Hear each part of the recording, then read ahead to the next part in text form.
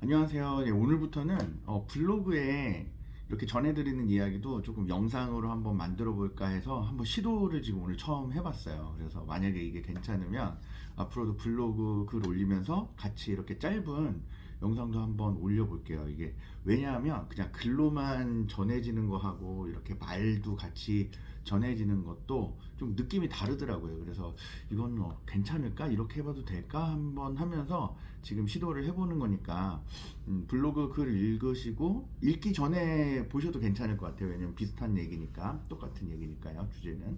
그래서 오늘 좀 이야기를 드리면, 얼마 전에 그 며칠 전에 거실 공부 이야기를 드렸어요. 근데 많이들 답글에 거실 공부하니까 좋아요, 아이들이 열심히 하더라고요, 이런 답글도 있었는데, 그 문제가 뭐냐면 그러면 애들이 순순히 나오지 않는다는 거죠. 그쵸?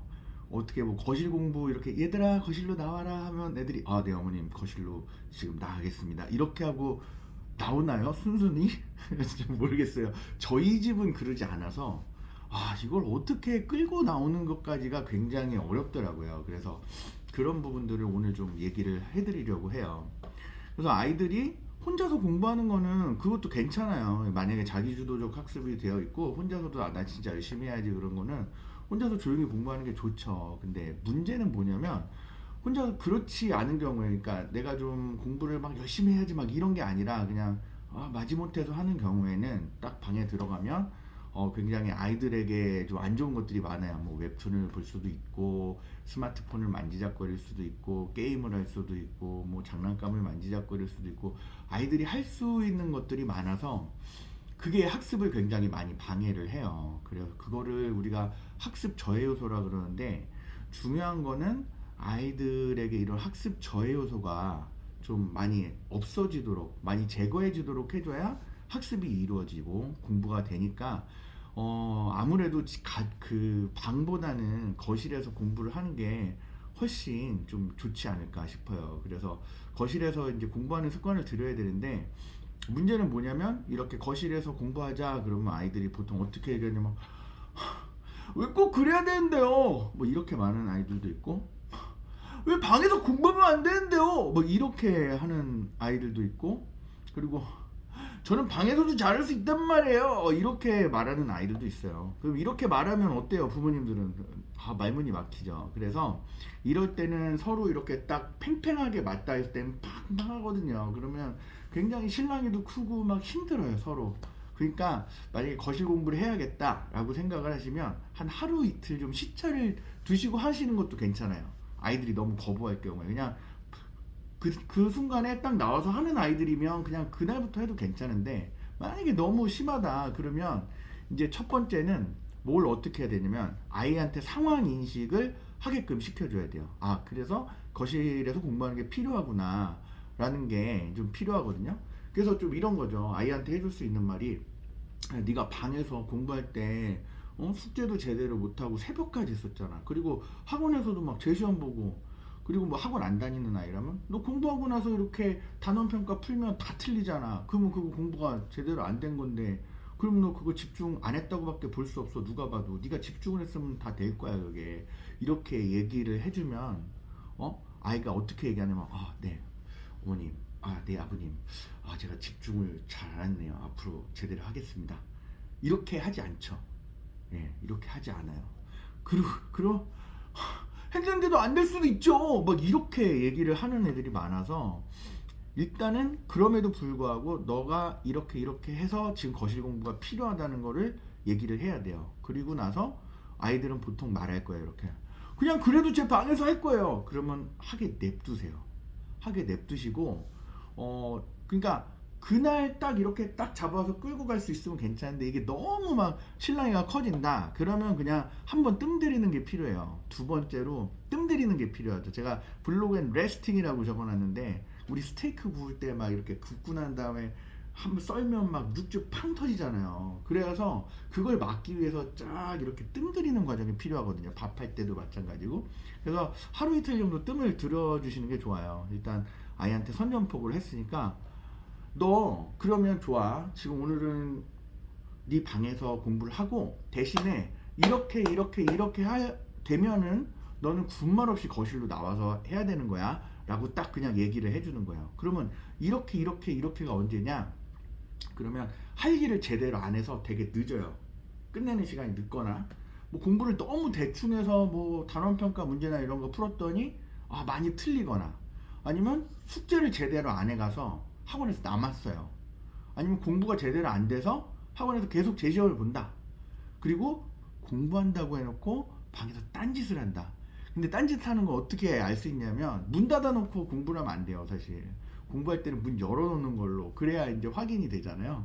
그래서 문 슬쩍 이렇게 슬쩍 가면서 레고하고 있구나, 딱 그 순간 포착, 이런 그런 거를 해주시고, 그래서 그런 순간이 왔을 때는 이제 거실에서 공부한다 얘기해주고, 그럴 때는 이제 그 다음 이제 시험을 보거나 뭘 하거나 이렇게 잘못됐어요. 그날 잘못, 그럼 다음날 이제 공부 딱 시작할 때는 어제 이거 안 됐으니까 거실로 나와, 이렇게 상냥하게 얘기를 해주세요. 왜냐하면 애가 어차피 나올 거니까.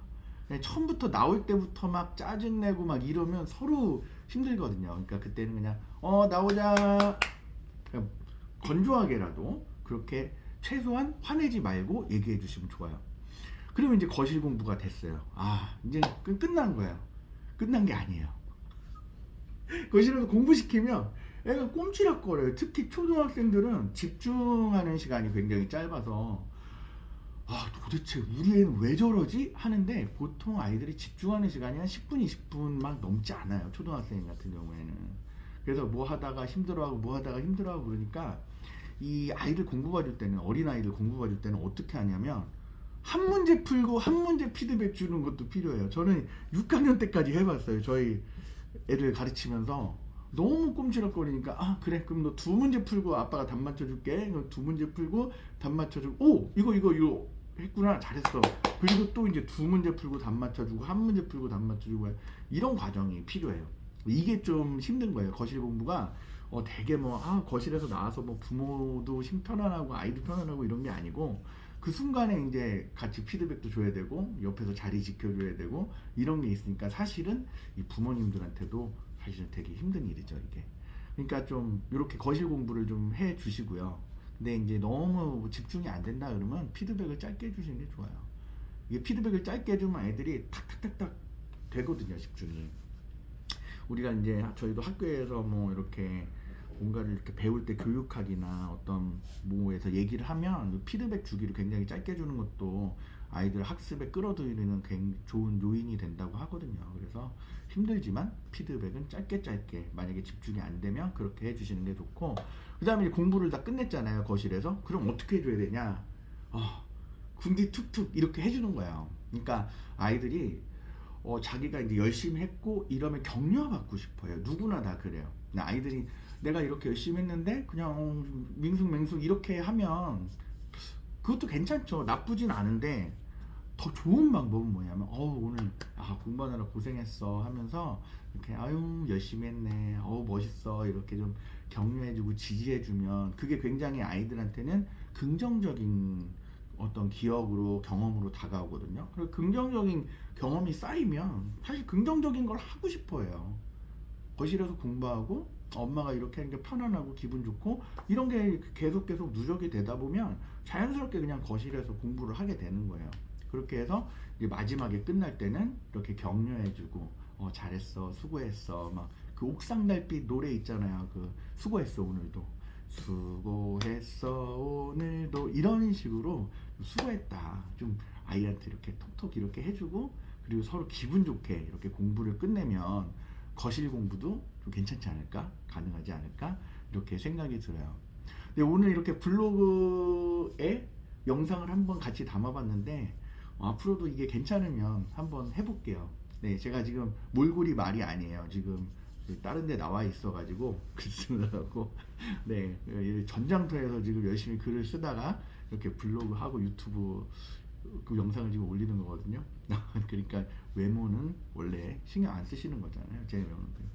그러니까 그냥 이 내용을 봐주시고, 이게 또 이렇게 뭐라 그럴까, 블로그로 제가 글을 이렇게 글로 전해 드리는데, 뭐 이렇게 좀 이렇게 지금 영상처럼 어떤 주제에 대해서 이렇게 말을 듣고 싶다 그러면 뭐 댓글 이렇게 남겨주시면 저도 그거 참고해갖고 다음에 또 어떤 말씀 드릴지 한번 같이 고민해볼게요. 네. 오, 10분이나 됐네요 벌써. 예, 긴 시간 동안 봐주셔서 감사하고요. 네, 다음에 또 예, 이야기 드리겠습니다. 감사합니다.